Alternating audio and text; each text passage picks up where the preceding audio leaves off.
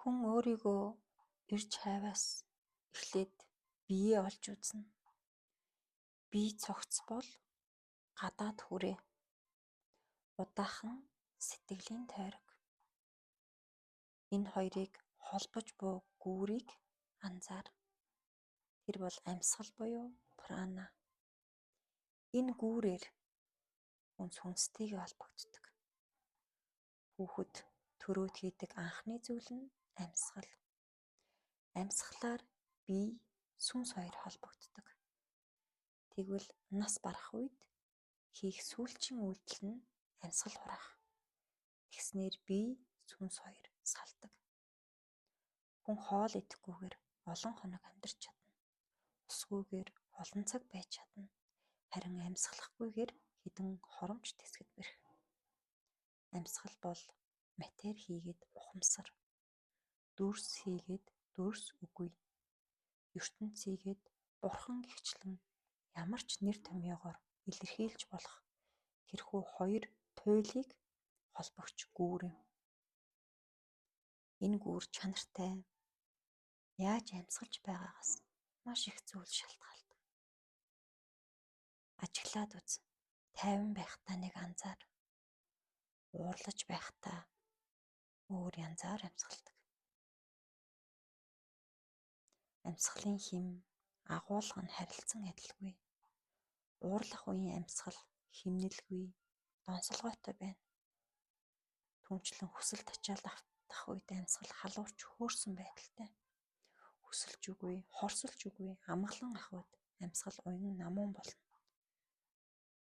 Нэгүсэл хайраар бэлгах үед аялгууд бүжиг мэт айдсам төгөлдөр байна. Анзаарч байсан уу?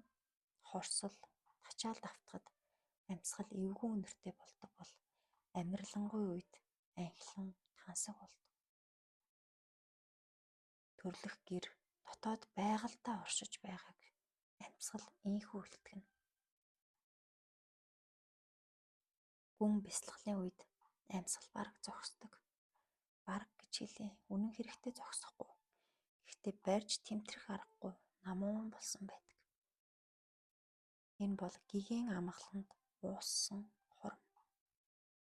Бүх йог бясалгалын систем амьсгал дээр ажилладаг. Учир нь амьсгалаар биеэс биегүүд шилжинэ. Амьсгалаар өөрийн дотоод цөм төрдөг.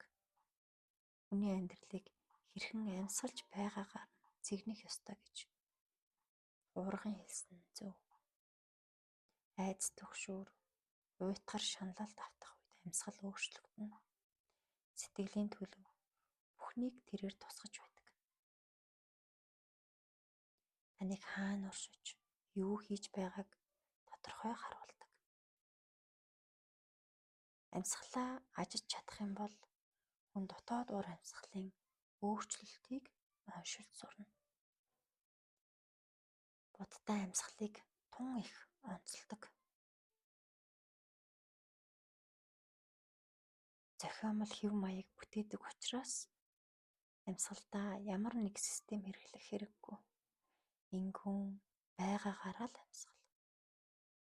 Гагцгүй түүнийг ажигла. Өөр юу ч хийхгүй, зүгээр гэрч бай. Амьсгалын орох, гарахыг ажиглах. Ажиглах аваас та өөрийгөө амьсгалаас тусдаа гэдгийг харах болно. Буддагийн хэлсэнчлэн алхах, суух явдал мөр бүртээ амьсгалаа ажих юм бол хүний дотор ер бусын амар амгалан ургана. Учир нь амьсгалын цаана цүнсэн чанартай оршиж байгаа гэсэн үг. Түүнчлэн амьсгалаа ажилласнаар өөрийгөө ямар төлөвт орж байгааг нарийн гярхай харж чадна. Амьсгалд гарах ялимгүй өөрчлөлтийг анзаарч сурвал альва хорыг бие сэтгэл түгэхээс өмнө сарних боломжтой. Амьсгал жаахан алдуурах нь хүсэл тачаал нэвчэрснийг харуулна. Тэр агшинд амьсгалаас ихэрх юм бол хүсэл тачаал чамайг эзэрхийлж чадахгүй. Хүнчлэн уурын шинж тэмдэг амьсгалд илрэнгүйт сэхээрэх юм бол уур бухимдалд үл автна. Альва гүчүүхэн үр төдий байхад нь сугалж хайхад хялбар байдаг. Хялбар аврах том мод болж ургасан хойно тасдагд хэцүү. Уур бухимдалд нэгэнт эзэмдүүлсэн хойно хүн анзаардаг. Оншилгоо тэр үед оройтсон байдаг.